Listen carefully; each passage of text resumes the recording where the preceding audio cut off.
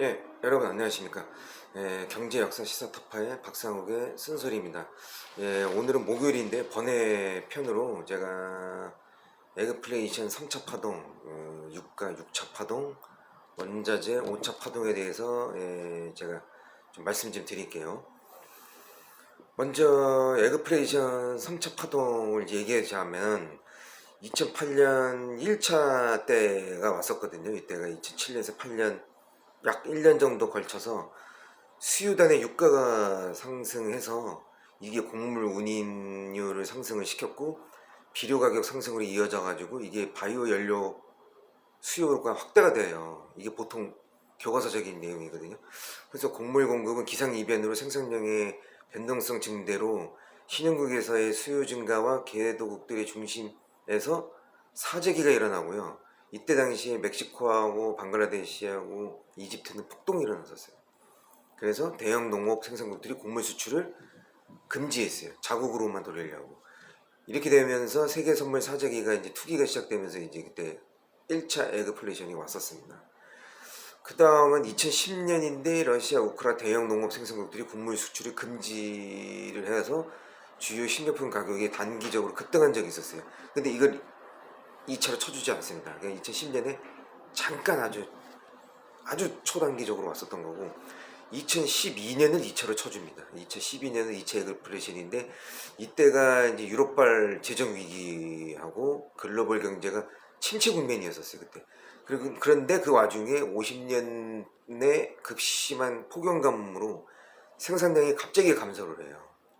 이때가 그래서 한번 왔었습니다. 2차 파동으로. 그 다음에 이제 보면 2014년에 브라질 가뭄으로 커피값이 상승하고 코코아 가격이 서부 아프리카를 강타한 엘니뇨 현상으로 이제 가격이 오르면서 작황이 그때 악화가 됐었거든요. 거기에 이제 게다가 중동하고 북아프리카 지역에서 수요도 느는 바람에 그때 당시 또 크림반도 위협에 또 이슈가 되면서 밀 수입량도 덩달아 상승했었어요. 예. 그래서 이때 2014년은 미안하지만 이것도 초단기적으로 움직인 거기 때문에 이때는 에그플레이션을 보지 않습니다. 그래서 에그플레이션은 2008년 1차, 2012년 유럽발 재정위기하고 50년 내 온 그때 이제 여러 대륙의 폭염과 가뭄으로 생산량 감소한 2012년이 두 번째고 2014년은 미안하지만 아니고 2022년 요번에 이제 3차로 보는데 일단은 아니다 기다한데 저는 일단 3차로 보고 방송을 하겠습니다. 이게 뭐냐면 러시아 우크라 전쟁으로 공급단 유가 상승으로 억지로 유가가 올라갔잖아요. 일단 100달러 이상으로 1차 때처럼 똑같이 반복이 되는 거예요. 곡물 운임료 상승해서 비료 가격이 상승하고 바이오 연료 수요가 확대되면서 지금 인도네시아 좀 다른 건 뭐냐면 인도네시아로 파면 수출이 중단되고 가공식품 원료가 영향을 받고 있고 또 지금 남아메리카의 아르헨티나 폭염하고 미국의 이제 폭염 가뭄 역시 비슷한 형국이죠 그때하고. 어쨌든 곡물 생산량이 감소한 건 맞습니다. 미국하고 아르헨티나에서 50% 정도 감소한 건 맞고 그때 패턴이죠. 근데 이게 이제 전쟁 원인이 좀 더 크다고 봐야 되지 않냐. 그리고 전 세계적으로 인플레이션으로 개도국 중심으로 식품 사재기가 좀 일어나고 있어요. 근데 웃긴 게 중국은 지금 코로나 제로 방역 정책으로 지금 일어나고 있는 거고.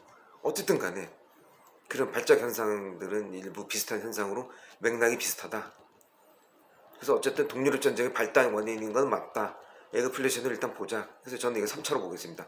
그래서 1차가 2008년, 2차가 2012년, 아까 얘기한 유럽발 재정위기와 50년 내 극심한 폭염 가뭄, 그 다음에 3차가 지금 동유럽 전쟁으로 인한 발단 원인으로 보자 이거죠. 그래서 2008년 때 1차 대표 업종주로 템바고들이 나왔었어요. 그 다음에 2차 때는 원재료를 받아서 가공식품들이 템버거가 나왔는데 이번에는 뭐 누가 나올지 모르겠지만 확실한 건 종자, 곡물, 비료, 사료, 축산, 음식료 중에서 나올 겁니다. 특히 바트업에서 이제 완전히 상승 기류에 탄 종목이 더 확률이 높겠죠. 근데 요거를 한번 투자 관점으로 한번 보시라 이겁니다. 자, 그 다음으로 이제 넘어가서 유가를 6차 파동이 있었는데요. 여러분도 아시겠지만 언제겠습니까? 1, 2차 파동은 뻔하죠. 중동전쟁이 때입니다. 그때 오일 쇼크. 1차 때 이스라엘과 아랍 국가들 간의 4차 중동 전쟁. 이게 뭐냐, 미국이 이스라엘을 지원한다고 해가지고 감산도 하면서 원유 가격을 인상하면서 미국에다 수출을 안 했어요. 이걸 1차 오일 쇼크라고 해요. 이게 3달러에서 그 다음 연대에 그대로 12달러 4배로 오릅니다. 자, 별로 지속 안 됐죠. 한 1년 정도 지속됐다고 보시면 됩니다. 2차 파동은 언제는 79년. 이슬람이 그때 혁명에, 이란 혁명이 이제 동화선이 돼가지고 2차 오일 쇼크가 왔었죠. 이때 단숨에 어떻게 되냐, 30달러 시대로 접근합니다. 이때도 짧습니다. 이때도 뭐 1년 정도라고 보시면 되고, 그 다음에 2005년 때 3차 때인데, 이게 중국과 인도가 높은 경제 성장률을 기록하면서 원유 소비량이 크게 올라요. 그러니까 수요가 너무 늘어났는데 그게 맞춰서 원유 생산 시설이 확충이 안 돼가지고 불균형으로 오르는 겁니다. 그러니까 원유 확산을 수요를 따라가려면 공급을 미리 예상을 해서 1990년대 2000년대 초반에 완성을 했어야 되는 건데 이걸 안 했던 거죠. 그래서 이때 세계 경기 호황과 함께 이제 50달러 시대가 도래합니다. 이때가 3차예요. 이때도 짧아요. 1년이 좀 안 돼요. 그 다음 2006년 때 바로 4차 때 오페크의 이제 감산 여파하고 이제 2008년 배럴당 100달러 시대가 이제 시작이 돼요. 그 전에 이제 2006년이니까 2년간 이제 고유가 시대가 오는데 이때가 이제 148달러 정점을 찍어요. 이때 JP 모건이 200달러까지 간다고 했었습니다. 근데 어쨌든 150달러까지는 못 찍고 경기 침체가 접어들면서 이때부터 2008년 이후로 석유 수요가 25년 만에 감소세로 급락의 길을 갑니다. 5차 때까지 전까지요. 그러니까 2006년에서 8년까지 오르고 11년까지 가기 전에 하락세로 가다가 2011년 5차 때 이집트에서 이제 민주화 시위 운동으로 이제 봄에 이란의 중동의 봄이다 해가지고 이제 국제유가가 사상 최고치를 또 달리기 시작해요. 이때가 또 아프리카 산유국들도 정세 불안이 있었고 같이 공급 차질이 계속되면서 사실상 이때도 100달러대를 찍습니다. 그리고 또 얼마 못 가요. 이것도요. 뭐 한 1년 가다가 다시 하락으로 이제 갑니다. 하락세로 가다가 하락세로 갔다 하더라도 이제 옛날 뭐 30달러 40달러가 아닙니다. 뭐 이제 왔다 갔다 하는 겁니다. 이제 40달러에서 50달러 60달러 할 때 되고 뭐 어쨌든 그러다가 2021년이죠. 작년에 100달러 찍고 주춤하다가 올해 130달러 찍은 거예요. 이때도 JP 모건이 뭐라냐면 185달러까지 한다고 했었어요. 이미 찍은 겁니다, 여러분. 즉 러시아 원유 수출 차질이 이제 올 연말까지 아마 이제 계속 영향을 줄 거다 이거예요. 이건 맞습니다. 그래서 하나 가능성 있는 게 뭐냐면 전 개인적으로 미국과 사우디 관계 회복이 유가가 80달러 갈 수가 있어요. 그러니까 사우디가 증산하면 다른 나라도 다 증산하게 돼 있어요. 그래서 저는 이게 전쟁 중에 일어날지 아니면은 관계 회복이 어렵고 그냥 이 100달러 내외에서 계속 시속 게임을 할지 그건 여러분들의 이제 판단에 맡기겠습니다. 그 다음에 또 이제 이것도 있습니다. 이제 또 사우디 관계 회복이 돼가지고 만약에 전쟁이 빨리 종전되면은 유가가 80달러로 저는 간다고 봅니다. 연말에 이건 확실한 거고 그렇지 않을 경우에는 경제학자들은 뭐라고 그러냐면 결국은 작년 올해까지 수요를 강하게 만든 후 원유의 경우는 사이클이 둔화될 것으로 판단한다. 이건 뭐냐면 두 가지로 보시면 됩니다. 신재생 정책으로 전 세계 원유 수요가 10년 정도로 피크치를 도달할 걸로 보면은 계속 고유가로 갈 확률이 높고 그게 아니라 이제 사우디 관계 모습 아까 얘기한 이제 사우디하고 이제 증산 위주의 이제 정책으로 종전도 빨리 이루어지면은 이제 80달러로 빨리 사이클이 둔화될 걸로 이렇게 보고 있습니다. 이게 단기, 아까 얘기한 게 장기 이렇게 보시면 됩니다. 자, 유가는 이렇고 그 다음에 이제 원자재 5차 파동을 얘기할 겁니다. 1차 때는 언제 왔냐면 옛날 1900년대 초예요.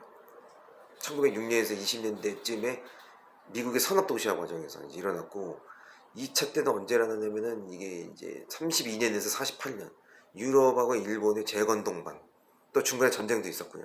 이때 이제 일어나고 그 다음 3차 때가 언제냐면 1972년에서 80년대 사이 이때 뭐가 있었냐면 오일 쇼크도 있었고 이때 광산업하고 에너지하고 농업이 공급을 아주 그냥 크게 일으켜요.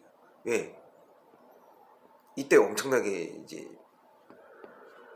수요가 일어날 걸 예상해서 그렇게 과도하게 이제 수익을 쫓는 형태의 시설 투자하고 이제 잉여 투자가 많았었을 때였어요. 이때가 이제 3차로 보시면 되고, 4차는 언제냐면 이제 중국하고 인도가 이제 급격하게 이제 성장을 하잖아요. 역시 산업화 도시화로 2001년에서 15년 사이에 이제 그때가 4차 파동이었어요. 그럼 5차는 언제냐? 2020년 정도에 90년대 리튬 가격이 오르면서 2차 전지에 대한 신재생 에너지 쪽이 촉발되면서 또 재정 안정되시는 정책 부양으로 유럽의 그린딜, 중국의 5개년 개발, 그 다음에 미국의 신재생 정책으로 인해서 지금 이제 원자재 수요 촉진이 예상돼가지고 이제 지금 이제 상승 기류에 탔다고 보시면 됩니다.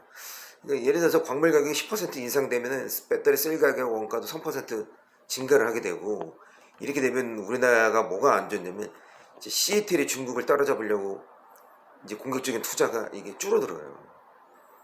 그리고 CATL이 뭐가 유리하냐면 그 전에 미리 많이 공급 메이저 회사들하고 계약을 했기 때문에 얘네는 통제력이 가능하고 또 그 가격 경쟁력을 제고해서 키워나가기 때문에 우리나라가 빨리 광물 가격이 하향 안정화되지 않으면 배터리 3사가 CATL을 추격할 수 없고 조금 대규모 생산 설비가 좀 투자가 좀 미뤄질 거예요. 아마.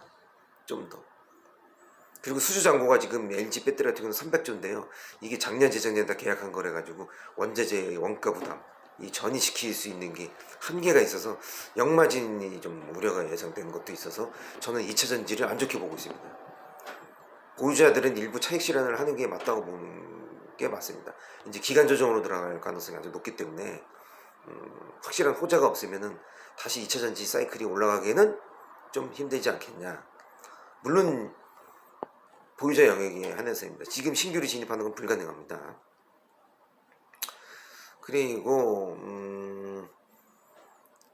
이제 앞으로 또 여기서도 또 얘기가 좀 달라지는데, 이게 일시적으로 2년 동안에 단계적으로 보는 사람이 있고, 또 아니다, 이제 여기 수년에서 10년 정도에서 원자재 슈퍼사이클 5차로 보는 사람들이 또 있어요. 에너지 광물 농업 부분에서 수급 대란이 이미 이뤄진 거고, 이를 해결을 위한 막대한 자금이 투입돼서 혼란이 좀 가중될 거를 또 예상할 수도 있거든요. 그리고 또 신재생 산업구조 변화로 인한 수요 증가, 즉 그런 부분도 있고요. 근데 저는 또 이게 아닌 쪽으로 또 보는 사람들의 입장을 또 이게 기수로 한 게 뭐냐면은, 원자재 가격이 너무 폭발적으로 오르면 또 뭐가 안 좋냐면 그 정제 가공 기술이나 첨단 기술 공법이 또 빨리 발전해요. 그래서 원자재 가격을 상단을 제한을 해요. 많이 오르면 또 기술을 빨리 발전시켜요. 예를 들어서 원유 같은 경우도 그래요. 원유 유가도 너무 빨리 오르면은 또 그 시추 기술이나 뭐 이런 회수할 수 있는, 아니면 이런 그 거기서 또 뽑아낼 수 있는 기술이 또 좋아져서 원유도 어느 정도 상단을 또 제한을 했거든요. 그거와 마찬가지로 지금 다 최첨단 공법이나 이 기술 쪽이 또 투자를 하고 있기 때문에 이것도 쉬었다 한번 갈 겁니다. 그래서 저는 아마 올해 전쟁 여파로 계속 완만하게 가다가 종전 이슈가 일어나거나 이제 다른 이슈로 인해서 좀 주춤하다가 내년쯤에 다시 상승하기 시작하면은 저는 이제 장기 5차 사이클로 보시면 되는 거고, 만약 그럴 조짐이 없다, 상승 기류에서 너무 이통 평균선이나 뭐 이런 게 너무 많이 빠졌다, 주춤이 아니라 완전히 이게 꺾였다라는 게 보인다면은 이제 그거는 이제 올해로 끝났다, 이렇게 단기 사이클로 보시면 됩니다. 그래서 저는